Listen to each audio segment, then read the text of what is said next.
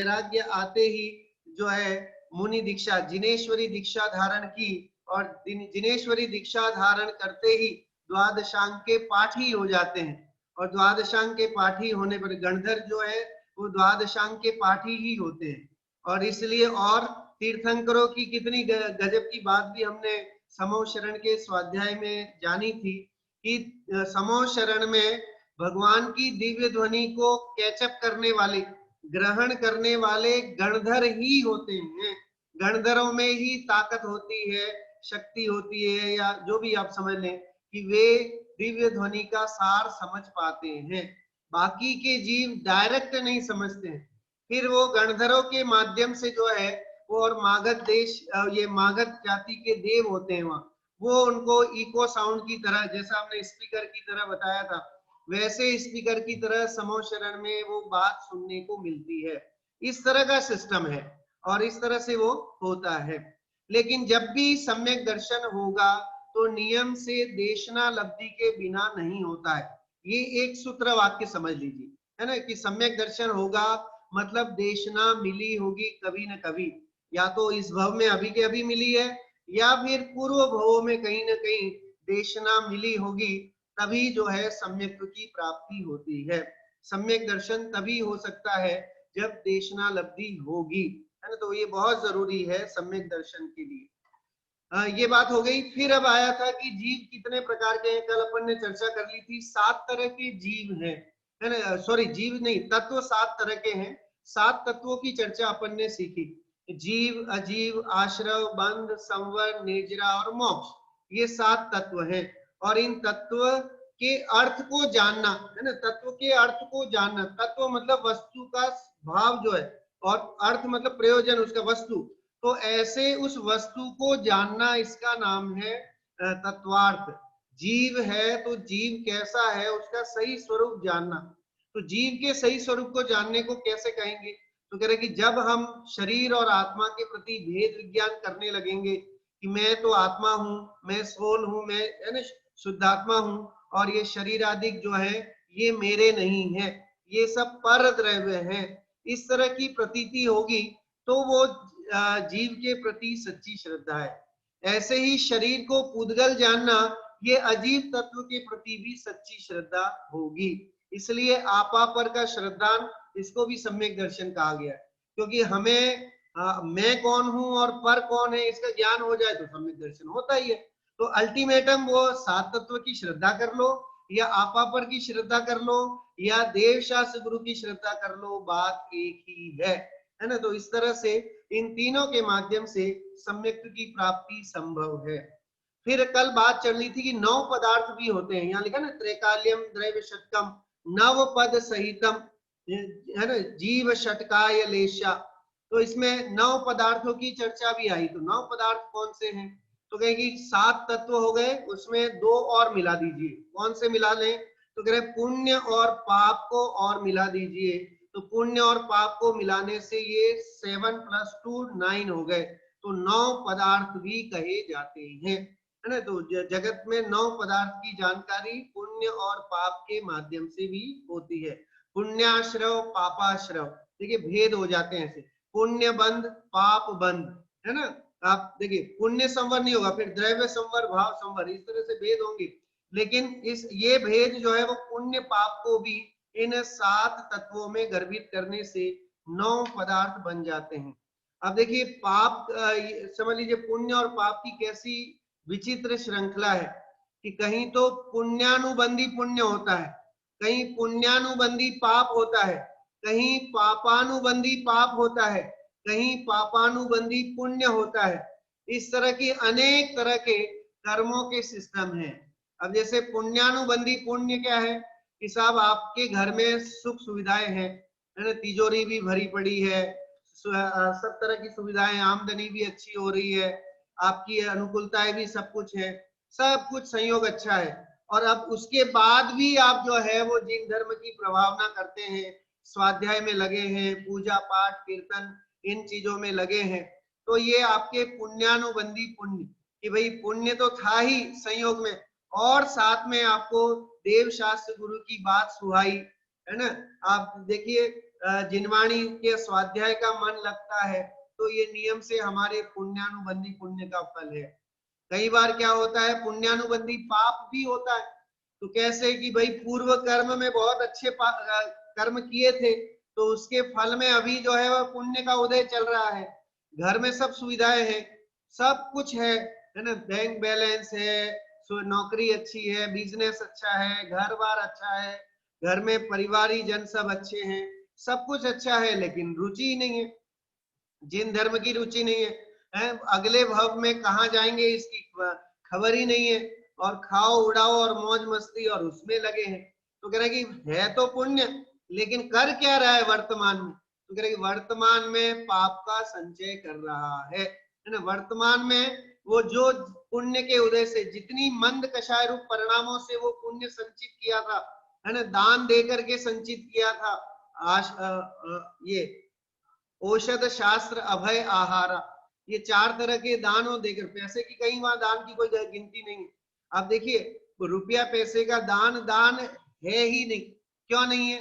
क्योंकि आप वहां पर इन 4 दानों का सिस्टम देखिए कितना गजब का है। इन चारों दानों में जीवों के प्रति करुणा की भावना है, अंतर में करुणा की भावना है। आप देखिए औषध, दवाई किसको दोगे? कोई मर रहा है उसको बचाने के लिए आप दवाई दोगे। फिर ज्ञान किसको दोगे? तो कह रहे आपको करुणा आती है कि यार इसका भाव बिगड़ नहीं जाए, तो उस भाव बिगड़े नहीं, अगले भाव में कहीं ये अच्छी गति मिले और आगे जाके संस्कार अच्छे रहे तो मुक्ति की प्राप्ति करे, ऐसी भावना हो तो ज्ञान दान दिया जाता है। तो ये करुणा की भावना से, अब पैसा रुपया भी जो दिया जाए वो अगर करुणा की भावना से हो और वो सही जगह लगे तो उसका सदुपयोग है। नहीं तो वो आपने लिखवा तो दिया कि साहब पैसा लिखवाना, ये दान नहीं है ना, वो कहाँ जा रहा है, उसका सदुपयोग हो रहा है कि नहीं हो रहा है, ये चेक करना भी हम और आपका कर्तव्य। नहीं तो खाए खोया बह गया, है ना, आपने तो दिया बड़े अच्छे भाव से और लेकिन उसका सदुपयोग नहीं हुआ और वो सारा ही जो है वो पाप कर्म में ही उसको उड़ाया जा रहा है, तो वो दान क्या कहलाएगा? तो इसलिए दान में भी परीक्षा प्रधानी होना बहुत जरूरी है कि आप दान दे रहे हैं तो उसका सदुपयोग है कि नहीं, है ना, ऐसे ही किसी को उठा के नहीं दे, बल्कि उसका सदुपयोग होना चाहिए। अब देखिए भिखारी को भी पैसे नहीं देने की बात कही जाती है कि आप पैसे देंगे तो डेफिनेटली वो उसकी शराब पिएगा, उसका मांस खाएगा और कोई ऐसी गंदी हरकतें करेगा, तो वो आपके पैसे से करेगा, अनुमोदना का पाप आपको लगेगा। तो अगर ऐसी कोई वृत्ति है दान देने की भावना, दान देना की निषेध नहीं है, लेकिन दान के पीछे जो वृत्ति है वो करुणा की होनी चाहिए, है ना, कि करुणा भाव से दिया गया दान जो है वो ही फलीभूत होता है। और साथ में हमें परीक्षा करके, आप सोचिए कि हम आहार दान कितना, कि आहार दान किसका, तो हम परीक्षा करते हैं कि हमारे ये गुरु हैं और निर्ग्रंथ गुरु ही सच्चे गुरु हैं, ऐसी अंतर में परीक्षा होती है, तो हम दान देते हैं तो उसका फल लगता है। और अगर वो आप ऐसे औषध का ले लीजिए, ज्ञान का ले लीजिए, अगर मुनियों को या आचार्यों को हम पर करुणा नहीं होती, उनको ये करुणा थी कि वे हमें ज्ञान दान दे के चले गए, है ना, ये शास्त्र जितने हैं ये ज्ञान दान का ही एग्जाम्पल है कि उन्हें हम पर करुणा आई कि भाई देखो हमने अध्यात्म को, हमने आत्मा को जाना, हमने मोक्ष के मार्ग को समझ लिया, अब जो है ये आगे आने वाले जीव भी मोक्ष के मार्ग को जाने और उनका अपना कल्याण करें, ऐसी पवित्र भावना जिसके कारण उस जंगल में बैठ करके, जहां कोई सुविधाएं नहीं थी, वहां बैठ करके भी ताड़ पत्र पे जब वे ये शुभोपयोग में थे तो उन्होंने शास्त्रों की रचना की। मुनिराज के 2 ही उपयोग हो सकते हैं, आइदर वो शुभोपयोग में होते हैं या शुद्धोपयोग में। अशुभ भाव तो होते ही नहीं मुनियों के, है, हमारे 2 ही भाव होते हैं, हमारे भी, मुनियों के भी 2, हमारे भी 2। कौन से 2? तो कह रहे हमारे अशुभ ज्यादा होते हैं और शुभ बहुत कम होते हैं। कितने होते हैं? तो कह रहे 24 घंटे में अगर काउंटिंग करें तो मुश्किल से आधा घंटा घंटा अंतर मुहूर्त जो है शुभ भाव होते हैं और बाकी के 23 घंटे अशुभ भावों में ही बीतते हैं, सोने में, खाने में, व्यापार करने में, रुपया पैसा कमाने में, राग द्वेष करने में, ईर्ष्या करने में, इसमें ही निकल जाते हैं। तो बहुत कम टाइम हम जो है वो शुभोपयोग में रह पाते हैं, लेकिन हमें प्रयास ज्यादा से ज्यादा शुभ भाव करने चाहिए क्योंकि शुभ भाव के द्वारा जो संस्कार मिलते हैं उन संस्कारों से आगे नियम से परंपरा से मुक्ति की प्राप्ति संभव है ना। डायरेक्ट तो नहीं है शुभ भाव, डायरेक्ट मुक्ति का कारण नहीं है, लेकिन शुद्ध भाव डायरेक्ट मुक्ति का कारण है। मुनिराज जब अपनी आत्मा में लीन होते हैं, उग्र तपस्या कर रहे होते हैं, तो उस समय जो आत्मा की ध्यानाग्नि लगाते हैं वो ही कारण है मुक्ति का।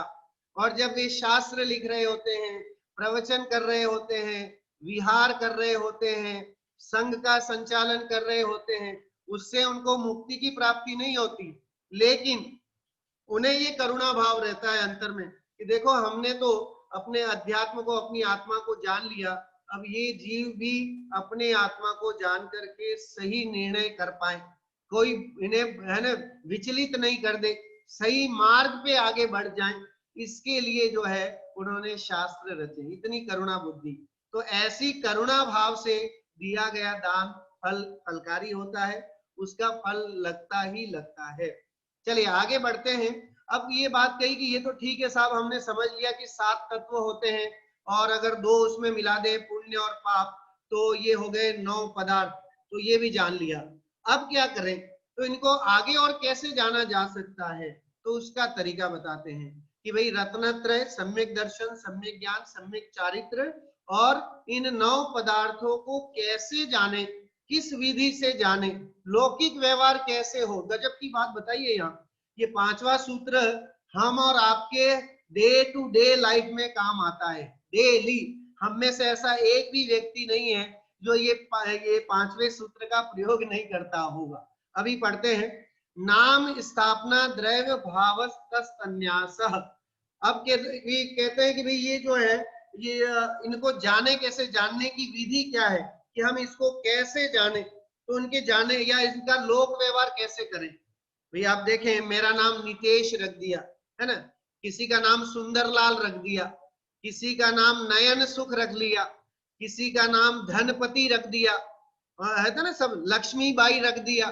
तो अब लक्ष्मी भले गरीब औरत हो लेकिन नाम उसका लक्ष्मी बाई रख दिया जाता है ना। है तो फटे हाल लेकिन फिर भी धनराज नाम रख दिया जाता है। और ऐसे ही है तो एकदम बदसूरत कुरूप है लेकिन नाम रख देते हैं सुंदरलाल, है ना। ऐसा कई बार होता था पहले। अगर आप देखेंगे तो जब आजकल तो हम दो हमारे दो, और अब तो हम दो और हमारा एक हो गया है ना। पहले ये रहता था कि चलो हम दो और हमारे 2 बच्चे, इतना होता था। अब माता पिता एक बच्चे में ही संतुष्टि कर लेते हैं कि बस इतना हो जाए, बहुत इसी की परवरिश हो जाए, इसका सब कुछ सही संस्कार हो जाए, उतनी भावना है। लेकिन प्राचीन समय में अगर हम देखें, हमारे दादा परदादा हर एक में या तो 5 भाई होंगे या 7 होंगे या 9 होंगे, है ना। कहीं कहीं 10-10 की संतति भी देखने में आती है। इतने तो ऐसे में कई बार क्या होता था कि किसी के यहाँ संतान समझ लीजिए जन्म ले और मर जाए, हो ही नहीं, तो किसी ने ऐसा सुझा दिया, ऐसा बता दिया कि भाई आप जो है वो अटपटे से नाम रख लो तो आपकी संतान जो है वो मरेगी नहीं, या जो भी है ऐसा कुछ नहीं होगा।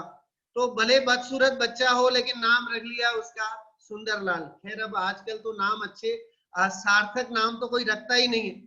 आजकल तो टिंकी और न जाने कौन कौन से ऐसे नाम रखते हैं जिसका कोई अर्थ ही नहीं है ना। आप देखिए घरों में ऐसे नाम रखे जाते हैं जिसका कोई अर्थ नहीं। तो यहाँ नाम देखिए ले, सबसे पहले नाम स्थापना द्रव्य भाव तन्यास। न्यास मतलब व्यवहार होता है, जाना जाता है।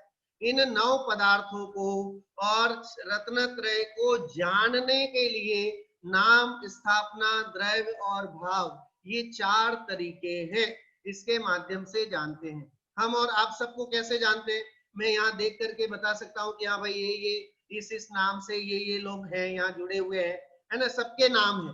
तो जो नाम है लेकिन उस नाम का कोई प्रयोजन नहीं है, बिना प्रयोजन के नाम है, वो नाम है ना, रख लिया।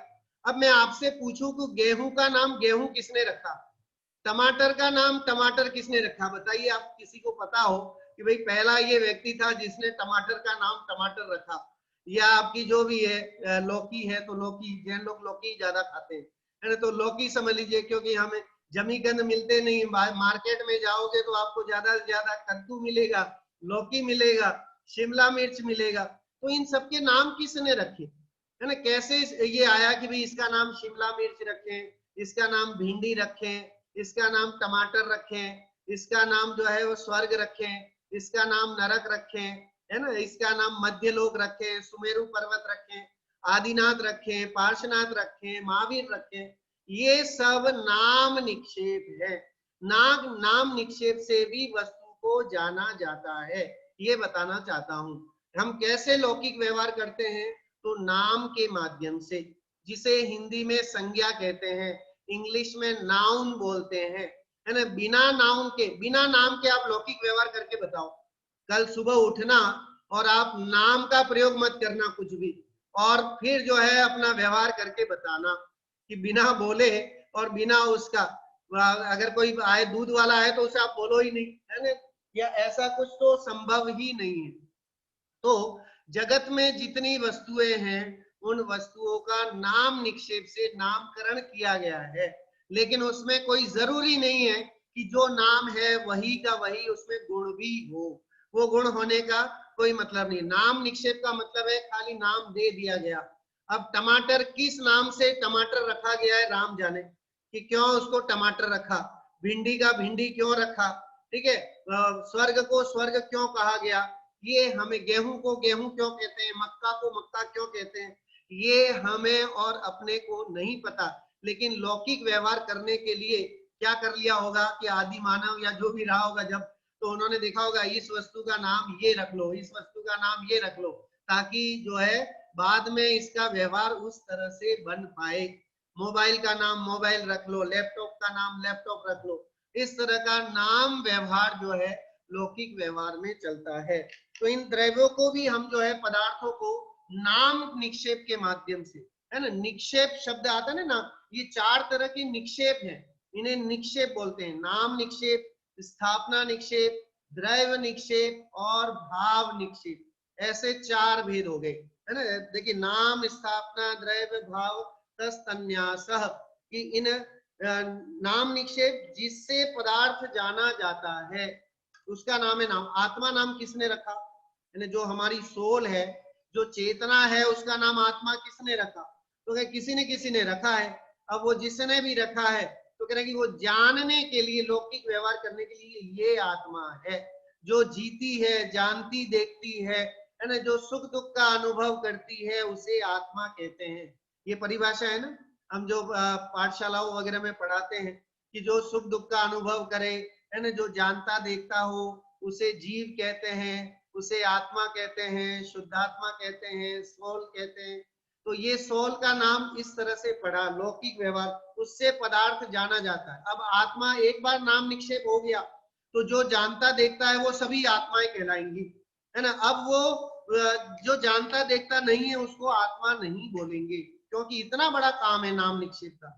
अगर नाम निक्षेप नहीं है तो जगत में व्यवहार संभव नहीं है, लौकिक व्यवहार संभव नहीं है। ये सब नाम निक्षेप का ही कमाल है कि जिसके कारण सारा व्यवस्थित व्यवस्थाएं बनी हुई है। सास को सास कहा जाता है, बहू को बहू कहा जाता है ना, पति को पति, पत्नी को पत्नी। ये सब नाम निक्षेप के माध्यम से ही व्यवहार हो रहा है। सो जिससे पदार्थ जाना जाता है अथवा जो पदार्थ के सम्मुख करता है उसे नाम कहते हैं। देखिए, नियते अर्थो अनेन इति नामः, जिससे पदार्थ प्राप्त होता है वह नाम कहलाता है ना। अब देखिए, इस प्रकार से व्याकरण में नाम पद की निरुक्ति है, जिसे सुनते ही उसका अर्थ सम्मुख हो जाता है वह नाम है। जैसे ही कोई बोलेगा नितेश, तो तुरंत मुझे ये ख्याल आ जाएगा कि कोई मुझे कॉल कर रहा है, कोई मुझे बुला रहा है। तो ये मैंने कैसे जाना, अगर नाम निक्षेप से मैंने ये जान लिया कि कोई मुझे पुकार रहा है। तो नाम निक्षेप का बड़ा महत्वपूर्ण रोल है हमारे जीवन में, इसके बिना काम नहीं चल सकता। गुण, जाति, द्रव्य, क्रिया आदि से रहित वस्तु में अपने पुरुषार्थ द्वारा ही अन्य की अपेक्षा से रहित अपनी इच्छानुसार वस्तु की संज्ञा करना नाम निक्षेप है। मर्जी से अपने हिसाब से आपने जो भी नाम रख लिए, वो नाम निक्षेप कहलाएगा। अपनी इच्छा से आपने कोई ऐसी ऐसी कोडिंग वर्ड रख लेते हैं तो वो नाम निक्षेप के माध्यम से ही संभव है कि हम इस तरह का काम कर पाते हैं, जिससे ये सारा होता है। अब जैसे मैंने बताया कि नाम तो लक्ष्मीधर है, लेकिन अब है फटेहाल, एकदम ही गरीब है, लेकिन नाम निक्षेप से जब भी उसे लक्ष्मीधर बोला जाएगा वो तुरंत हाजिर होगा। तो गुण हो नहीं हो ये जरूरी नहीं है, लेकिन फिर भी उसके नाम निक्षेप के माध्यम से उसकी अपेक्षा से बात कही जाती है। अब देखिए दूसरा है स्थापना निक्षेप, है ना। स्थापना निक्षेप का भी जीवन में बड़ा रोल है, बड़ा उपयोग है। आप देखिए धर्म करने में भी और पाप करने में भी स्थापना निक्षेप बड़ा काम करता है। अब धर्म करना है तो कैसे, सबसे पहले अपन धर्म का ही देखते हैं। तो धर्म करना है तो हम देखते हैं, हम और आप मंदिर जी में प्रतिमा जी को नमस्कार करते हैं, पूजा करते हैं, अष्ट द्रव्य से पूजा करते हैं। अभी 10 लक्षण जी आने वाले हैं तो बड़े हर्षोल्लास से, अब हम प्रत्यक्ष तो है ना लोग नहीं कर पाएंगे इस दुष्म काल में, लेकिन फिर भी जो है भावनाएं तो हम भाएंगे ही। तो जो जिनेंद्र भगवान हैं मंदिर जी में विराजमान महावीर स्वामी हैं, जिनकी प्रतिमा विराजमान है, चाहे वो खड्गासन में हो चाहे पद्मासन में हो, लेकिन आप उस प्रतिमा को देख करके, नीचे सिंह के चिन्ह को देख करके आप सबसे प्रश्न पूछा जाए कि ये प्रतिमा किसकी है, तो आप तुरंत झट से जवाब दे देते हैं कि ये महावीर स्वामी की प्रतिमा है। ठीक है, तो ये कैसे हमने पहचाना, तो कहना कि महावीर स्वामी की प्रतिमा में महावीर स्वामी की स्थापना की गई है। पंच कल्याणक के माध्यम से, उस विधि के माध्यम से उसमें सूर्य मंत्र का उच्चारण करके उस प्रतिमा को जिनेंद्र जैसा बनाया गया है। इसका नाम है स्थापना निक्षेप, है ना। उसमें स्थापना की गई है कि ये हमारे भगवान जी हैं। इसे बोलते हैं तदाकार स्थापना। दो तरह की स्थापना होती है, एक होती है अतदाकार स्थापना और एक होती है तदाकार स्थापना। महावीर जी जैसे, भगवान महावीर स्वामी के कद काठी जैसी थी वो वैसा ही आकार की प्रतिमा बनाना, ये कहलाएगी तदाकार स्थापना, कि जैसे भगवान थे वैसी ही प्रतिमा बनाई। अब देखिए श्रवण बेलगोला में बाहुबली स्वामी की, जैसे बाहुबली स्वामी थे वैसी ही बाहुबली स्वामी की प्रतिमा बनाई चामुंडराय राजा ने, तो वो होगी तदाकार स्थापना, है ना। भगवान जो विराजमान करते हैं वो तदाकार स्थापना से विराजमान किए जाते हैं। कोई सिर्फ ये माने कि ये तो पत्थर की मूर्ति है, ये हमें क्या हमारा सुख दुख दूर करेगी, लेकिन वो पत्थर की मूर्ति नहीं है, है ना। वो पत्थर नहीं है, बल्कि उसमें भगवान की स्थापना की गई है। अरे आप वो तो भगवान को तो छोड़िए, आप अपनी भगवान को पूजन करने के लिए अष्ट द्रव्य लेकर के जाते हैं, वो भी जूठे लेके जाते हो, है ना। पीले आप देखिए चटक लेके जाते हो और बोलते हो पुष्प, और आप वो ये दीप, है ना, उसके पीली चटक को दीप बोलते हैं। पीले जो अक्षत होते हैं उसे आप पुष्प बोलते हैं, लेकिन एक्चुअल तो है नहीं ऐसा, है ना। एक्चुअल ना तो वहां फूल है ना वो आपका दीपक है, लेकिन फिर भी हमने वो चटक को केसर के रंग में रंग करके, और हम क्या कहते हैं कि ये दीप है। मोहांधकार विनाशनाय दीपम निर्वपामिति स्वाहा बोलते हैं ना। तो क्यों, क्योंकि दीप को वहां समर्पित कर रहे हैं, लेकिन वो दीप तो है नहीं, झूठा झूठा बोलते हैं हम सब। तो नहीं, वो झूठ नहीं है, वहां पर जो है उन द्रव्यों में स्थापना की गई है। वहां पर जो है पुष्प में, चावलों में पुष्प की स्थापना, वो सफेद पीली चटक में दीपक की स्थापना की गई है, लौंग में धूप की स्थापना की गई है। कई बार लोग जो सोचते हैं कि भाई धूप है तो धूप ही चढ़ाए, कई जगह देखते हैं तो लौंग और उसका चूरा करके भी प्रयोग करते हैं। तो ये स्थापना निक्षेप के माध्यम से अष्ट द्रव्य का हमारे यहाँ समझ लीजिए भगवान को समर्पित किए जाते हैं। उसके पीछे भी उद्देश्य एकमात्र ये है कि प्रासुक होने चाहिए, है ना। वो सचित्त नहीं हो, अचित्त पदार्थ हो, उसमें हिंसा नहीं हो, इसलिए जो है इस तरह की स्थापना करके और चढ़ाया जाता है। कई बार लोग कहते हैं यार क्या ढोंग करते हो आप लोग, ये है ना, चंदन है तो पीला कर दिया, तो वो ये ढोंग नहीं है, लेकिन ये एक्चुअल में उन वस्तुओं की अहिंसात्मकता को बनाए रखने के लिए और साथ में उसमें स्थापना निक्षेप के माध्यम से स्थापना करके और फिर भगवान की पूजा अर्चना की जाती है। तो हालांकि भावों की प्रधानता पूजा में मुख्य होती है कि अगर हमारे भाव जुड़ते हैं भगवान में तो पूजन कार्यकारी है, लेकिन साथ में हमारा मन बड़ा चंचल है ना। अष्टद्रव्य से पूजन करने का उद्देश्य क्या है, तो कह रहे हैं इसलिए कि मन बड़ा चंचल है, एक जगह एकत्रित नहीं रह पाता है, और इसलिए ये जो थाली में 8 द्रव्य सजाए गए हैं और अनर्घ्य बनाया गया है, जिससे मन लगा रहे, कहीं और नहीं भटके, इस उद्देश्य से। और साथ में हम संकल्प करते हैं कि हे भगवान, इस जीवन के चलाने के लिए जो अमूल्य वस्तुएं हैं वो सब मैं आपके सामने, आपसे बढ़कर के वे वस्तुएं नहीं है, ये ज्ञान कराता है।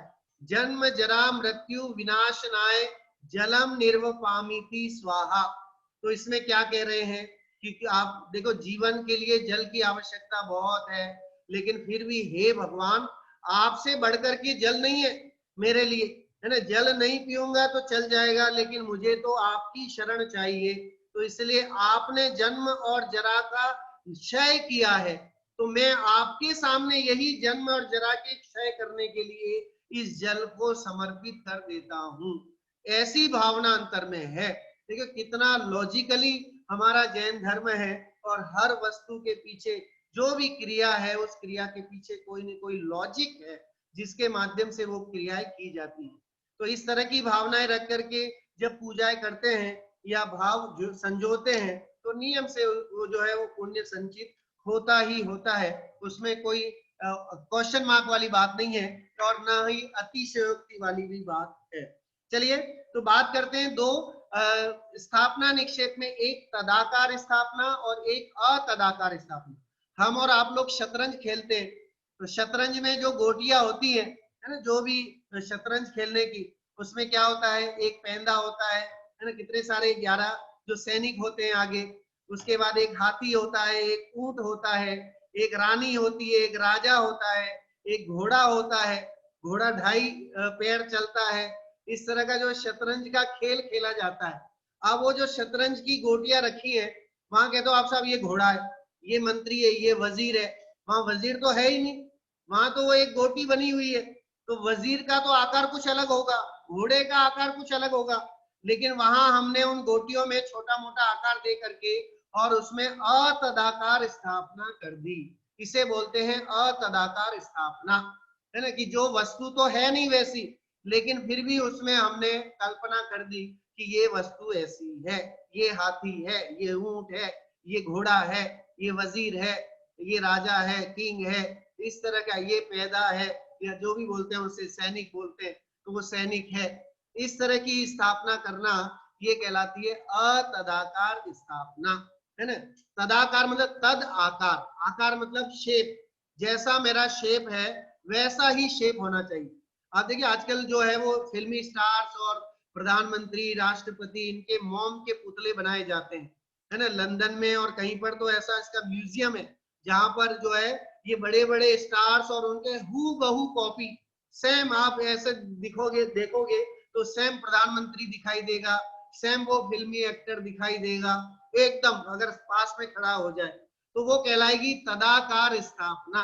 क्योंकि जैसा वो अमिताभ बच्चन या जैसा वो फिल्मी स्टार था, वैसी की वैसी मोम का पुतला बना दिया, इसको बोलते हैं तदाकार स्थापना।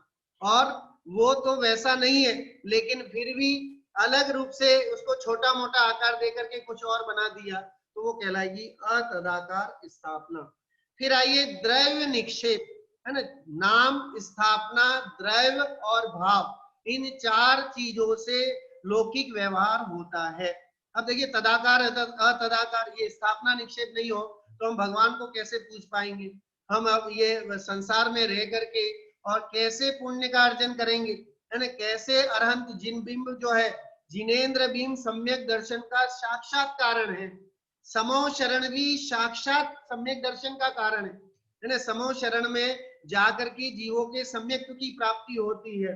तो इसलिए कह रहे कि जिन भी जो है, अगर हम तदाकार स्थापना की व्यवस्था नहीं होती तो प्रतिमा जी विराजमान नहीं होती और दर्शन लाभ हमें नहीं मिल पाता। तो इस कारण से तदाकार धर्म में तदा स्थापना निक्षेप का बहुत बड़ा रोल है। और ऐसे ही लौकिक व्यवहार में भी बहुत ये सारी चीजें काम आती हैं। अब देखिए अतदाकार और तदाकार को अगर देखें, पाप रूप में भी देखें तो कई बार क्या करते हैं कि आप समझ लीजिए आटे का मुर्गा बना लिया या आटे की कोई वस्तु बना के उसकी बलि चढ़ा दी। कहीं पहले ऐसा सुनने में बहुत आता है। तो अतदाकार रूप या तदाकार रूप बना करके उसमें पाप भी लोग कमाते हैं। ऐसे कई लोग हैं जो ये बलि आदि का या जो भी है इस तरह के कार्य जो घिनौने या कुकृत्य करते हैं। लेकिन जैन धर्म अहिंसा प्रधानी धर्म है। यहाँ तदाकार और अतदाकार का अर्थ हमें जो है अहिंसा के परिप्रेक्ष्य में समझना चाहिए। और खासकर यहाँ पर तो हमें धर्म की प्राप्ति के हिसाब से हमारी जो भगवान की प्रतिमाएं हैं, अरहंतों की प्रतिमाएं हैं, सिद्धों की प्रतिमाएं हैं। तो सिद्धों का तो आकार क्या है, वो तो निराकार है। लेकिन जो किंचित न्यून पुरुषाकार सिद्धों का हो जाता है, उस आकार को 3 डायमेंशन में वो बना करके, और उसमें कोई चिन्ह नहीं होता है, अष्ट प्रातिहार्य नहीं होते हैं, तो हम सिद्धों की प्रतिमा की पहचान कर लेते हैं, है ना। उन्हें सिद्ध की प्रतिमा बोलते हैं क्योंकि इनका कोई चिन्ह नहीं होता। 24 तीर्थंकरों के कोई ना कोई चिन्ह होता है, वो चिन्ह से पहचाने जाते हैं। तो इसी तरह से जहाँ चिन्ह है, छत्र चवर भामंडल ये सब अष्ट प्रातिहार्य है, तो नियम से अरहंत भगवान की प्रतिमा है। जहाँ ये चीजें ने अष्ट प्रातिहार्य नहीं है और नख और केश भी नहीं है और समझ लीजिए कि चिन्ह भी नहीं है, तो वह सिद्ध परमात्मा की प्रतिमा कहलाती है। बहुत कम देखने में मिलती हैं, लेकिन फिर भी आजकल है, कई कई मंदिरों में सिद्ध भगवान की प्रतिमाएं भी विराजित की जाती हैं, मिलती हैं। द्रव्य निक्षेप में कहा कि जो भूत और भविष्य में जो होना है, देखिए उसे अभी बोलना, जो वस्तु आगामी काल में जिस रूप होगी उसे वर्तमान काल में उस रूप में कहना द्रव्य निक्षेप कहलाता है। फ्यूचर में अगर राजा बनेगा कोई राजकुमार, लेकिन अभी से राजा साहब गाने लग जाते हैं, है ना। जो प्रिंस होता है तो उसे पता है कि पिता के मरने के बाद या ये इसके जो पिताजी हैं मुनिराज बनेंगे, है ना, गृहस्थ ये समझ लीजिए संन्यास आश्रम धारण करेंगे, तो नियम से ये राजकुमार ही आगे जाके राजा बनने वाला है। तो अभी से राजा साहब गाना ये कहलाता है क्या, कि द्रव्य निक्षेप। अभी डॉक्टर तो बना नहीं है बेटा, एमबीबीएस में एडमिशन मात्र हुआ है, लेकिन हम क्या कहते हैं, मेरा बेटा डॉक्टर है, मेरा बेटा ये है, सीए है, ठीक है। तो ये कहना किस निक्षेप से कहते हैं, तो कह रहे हैं द्रव्य निक्षेप से। इन फ्यूचर में आगे वो बनेगा, ऐसी कल्पना को वर्तमान में उसका प्रयोग करना, इसका नाम है द्रव्य निक्षेप। देखिए फिर से पढ़ता हूं, जो वस्तु आगामी काल में जिस रूप होगी उसे वर्तमान काल में उस रूप कहना द्रव्य निक्षेप कहलाता है। जैसे राजा के पुत्र को राजा कहना, है ना, अभी राजा नहीं था, इसमें यद्यपि वह अभी राजा नहीं है परंतु आगे राजा होगा, अतः द्रव्य निक्षेप से उसे अभी राजा कहने में दोष नहीं है। क्या दोष है भाई, 4 साल का जो भी एमबीबीएस का कोर्स है कंप्लीट करेगा, उसके बाद 1-2 साल और प्रैक्टिस करेगा, डॉक्टर तो बन ही गया या इंजीनियर तो बन ही गया।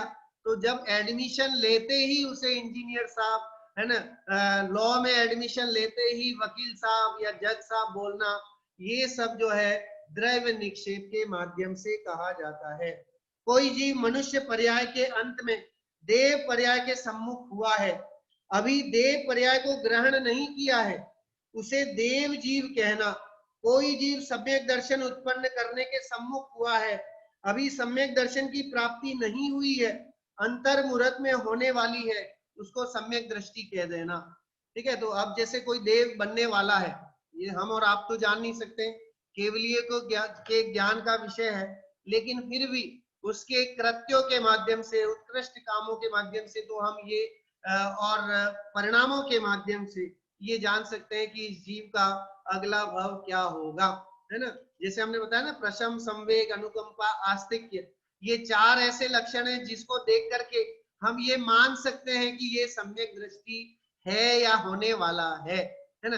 जिसमें तत्व के प्रति श्रद्धा है, अनुकंपा मतलब आप देखिए दया की भावना है, आस्तिकता है, इस तरह के जो 4 गुण विशेष गुण कहे गए हैं वो होते हैं तो सम्यक दृष्टि होता ही होता है। इस तरह का यहाँ पर वर्णन आया है। फिर आप देखिए इसी के साथ भाव निक्षेप की चर्चा भी है ना, चौथा है भाव निक्षेप। वर्तमान में जो चीज है उसको वर्तमान में ही कहना, इसका नाम है भाव निक्षेप। अभी अगर मंदिर में कोई पूजा कर रहा है तो उसी समय उसको पुजारी कहना, उसी समय भक्त कहना, ये कहलाएगा भाव निक्षेप। ठीक है, भविष्य काल में होगा उसे अभी कहना, ये द्रव्य निक्षेप। और वर्तमान में जो काम कर रहा है और उसके अकॉर्डिंग उसको जो नाम देना, ये कहलाता है भाव निक्षेप। भाव निक्षेप का भी प्रयोग किए बिना काम चलता नहीं है ना। गाड़ी चलाने वाले को ड्राइवर बोलते हैं कि नहीं बोलते, कि भाई ये ड्राइवर है, तो किसकी अपेक्षा से कि साहब वो स्टीयरिंग पे बैठा है, उस कुर्सी पे बैठा है जहाँ स्टीयरिंग है और वो चला रहा है, वो क्रिया कर रहा है, तो हम कहते हैं ये ड्राइवर है ना। ऐसे ही और जितने भी व्यवहार, लौकिक व्यवहार होते हैं, वो सब इसी माध्यम से संभव है। देखिए कितनी गजब की सिस्टम या व्यवस्था हमारे ये तत्वार सूत्र ग्रंथ में मौजूद है। लौकिक व्यवहार कैसे करते हैं ये जानने का तरीका तत्वार सूत्र के माध्यम से। और ये तत्व भी, अब 7 तत्वों का नाम कैसे दे दिया, तो इसको भी नाम, स्थापना, द्रव्य, भाव, है ना, इसके माध्यम से रत्नत्रय को और 7 तत्व और 9 पदार्थों को जाना जाता है। इस तरह से उनका लौकिक व्यवहार होता है।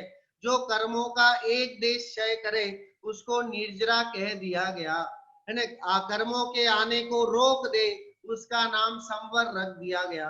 और जो समस्त कर्मों का क्षय कर दे, इसका नाम, या क्षय होने की जो अवस्था है उसका नाम मोक्ष रखा गया।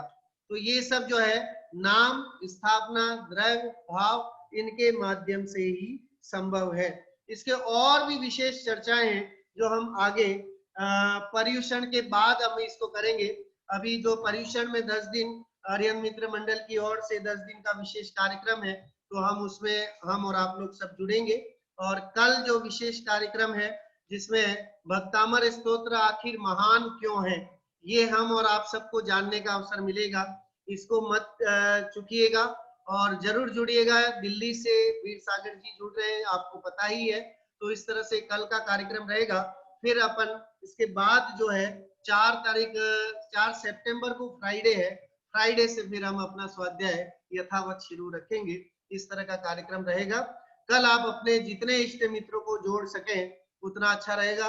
इस जूम आईडी में 100 लोगों को जुड़ने की सुविधा है और बाकी लोग जो है वो यूट्यूब के माध्यम से जुड़ पाएंगे। इस तरह का कल का कार्यक्रम। और बाकी पर्युषण, आगामी जो पर्युषण आ रहे हैं उन सब, उसके लिए जो है आपकी साता पूर्वक धर्म आराधना हम और आप सबकी हो, इसी मंगल भावना के साथ आज की बात को विराम देता हूँ। जय हिंद।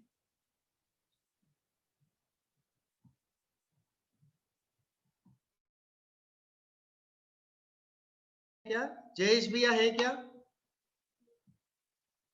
चलिए आज शायद नहीं है, तो कोई बात नहीं, हम जिनवाणी स्तुति करते हैं। जिनवाणी स्तुति के लिए सभी लोग खड़े हो जाएंगे। 1 मिनट में शेयर करता हूँ जिनवाणी स्तुति का।